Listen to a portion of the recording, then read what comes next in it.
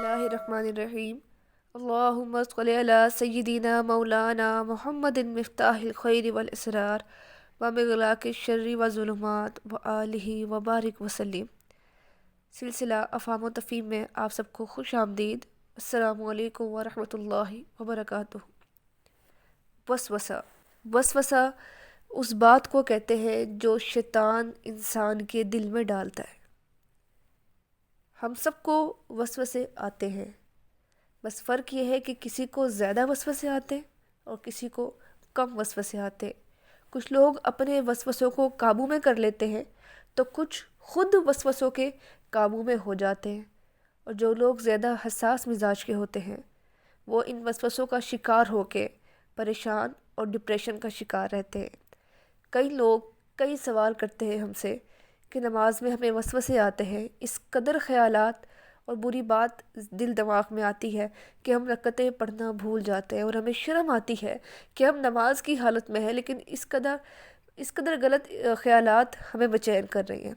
कुछ लोग कुरान पाक पढ़ रहे होते हैं, दीन पढ़ रहे होते हैं, तस्बीहात पढ़ रहे होते हैं, लेकिन वसवसों का शिकार होकर ख़ुद को गुनाहगार समझना शुरू कर देते हैं और फिर इन इबादात से दूर और गाफिल हो जाते हैं।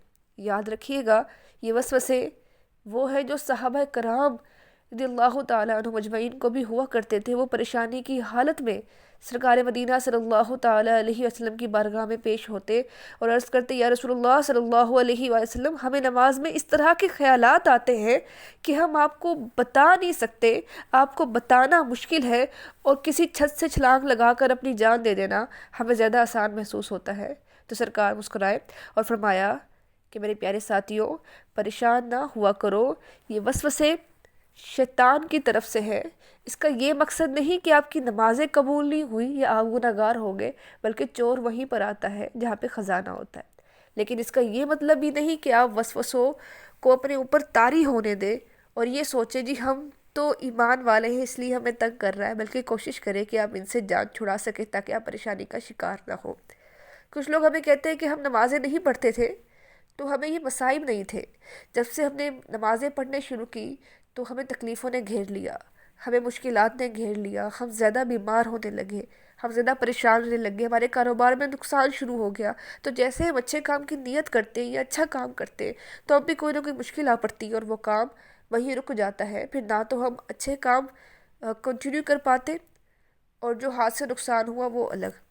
तो देखिए, ये शैतान का वसवसा है और वो चाहता है कि वो आपको खैर से, अच्छे काम से, अल्लाह के अहकाम को मानने से, रसूलुल्लाह की अताअत करने से मना कर दे। तो आपने शैतान के वसवसों में नहीं आना, बल्कि ख़ुद को उनसे निकालना है, अपने दिल दिमाग को मजबूत करना है, एक स्ट्रॉन्ग वूमन बनते हुए वसवसों पर काबू पाना है।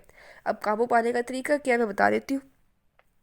जब भी वसवसा कोई आए, बुरा ख्याल आए, कोई बदगुमानी आए, बुरा अंदेशा आए किसी आम इंसान के बारे में या रब ताला के बारे में, तो फ़ौरी आऊज़ु बिल्लाहि मिनश शैतानिर रजीम पढ़े तो इंशाल्लाह आप उससे महफूज हो जाएंगे। अच्छी सोहबत, अच्छी महफिल इख्तियार करें, अच्छे दोस्त, अच्छे साथी बनाएं जो आपसे अच्छी अच्छी दीन की बातें किया करें। बुरी सोहबत, बुरी चीज़ें देखना, बुरा सोचना छोड़ दें। कोशिश करें हमेशा बावजू रहें और आपकी ज़ुबान ज़िक्र खुदावंदी से तर रहे। और अगर आपको वसवसे ज़्यादा आते हैं, इतने कि आप उससे परेशान हैं, तो आप सूरह नास पढ़ के ख़ुद पर दम कर सकते हैं।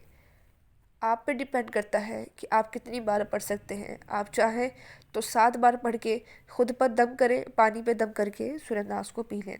अगर ज़्यादा वसवसों का शिकार है, ज़्यादा परेशान है, तो रोज़ एक तस्वीर सूरह नास की पढ़ें, क्योंकि उसमें अल्लज़ी युवस्विसु फ़ी सुदूरिन नास वाली आयत है जो इंशाल्लाह आपको वसवसों से बचा लेगी।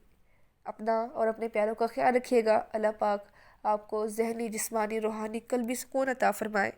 मुझे और मेरे वालिदैन को भी दुआ में याद रखिएगा। अस्सलामु अलैकुम। अल्लाह हाफ़िज़।